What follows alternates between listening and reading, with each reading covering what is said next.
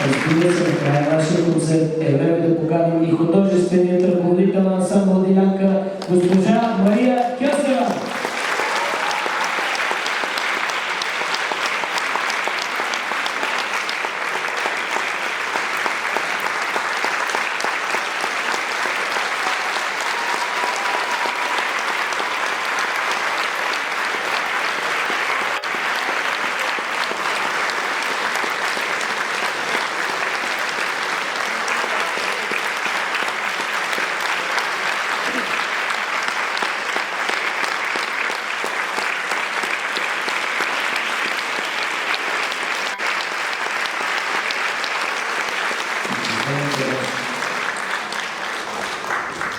Добър вечер.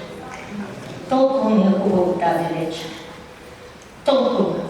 Толкова години съм изпращала, посвещала, но тази вечер е нещо, не знам защо, тук ме прибере.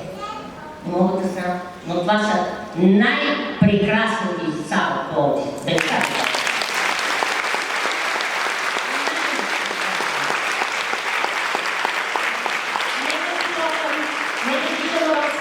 Но това са най-прекрасните деца. Наистина, не са нашите. Но това нещо колко няма, но наистина, благодаря ви. А вие сте най-благодатната публика.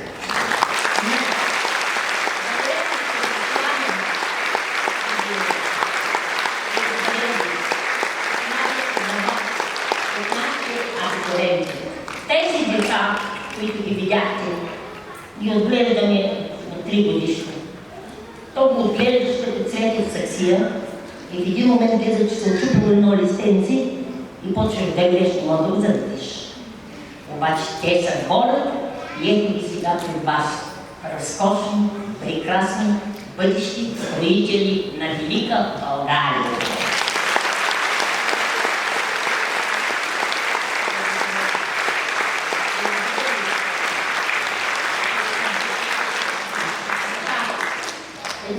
Едно послание аз имах преди години, пак така за един юбилей.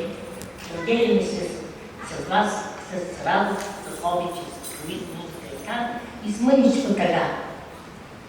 Надяваме се да не е така съвсем да се разделяме, но мисля, че ми е време да предам щафетата на Тони Венчин.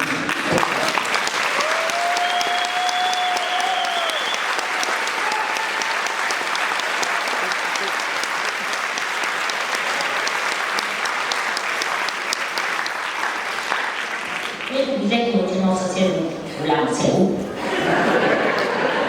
И реших, че трябва да го направя хореограф, а той стана хореограф.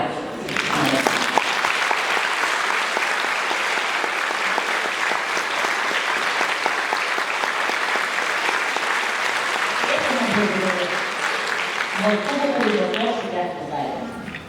В хубаво и в лошо дърпат ни колата напред. И надявам се да сме стигнали до някъде с нея. В тази кола се возеха най-прекрасните деца, които изпратихме един път абитуриенти, втори път 10 години заедно с диско. Това е.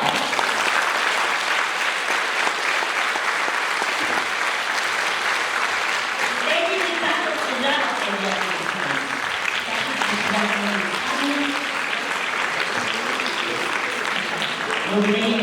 благодарим ви за сърце. Прекрасна публика. Витко, какво да Освен ние също да ви благодарим за всичко това, което сте направили, правите и дори така да предавате щафетата, още ще правите. Няма къде да отидете.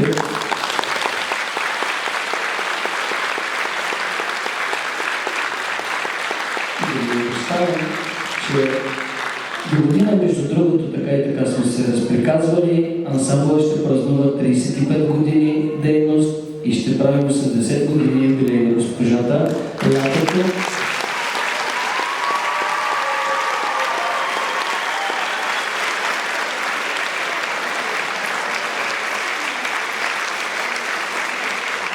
Ние обещаваме да продължим делото и не 35, а след няколко стотин години да празнуваме 350 дена.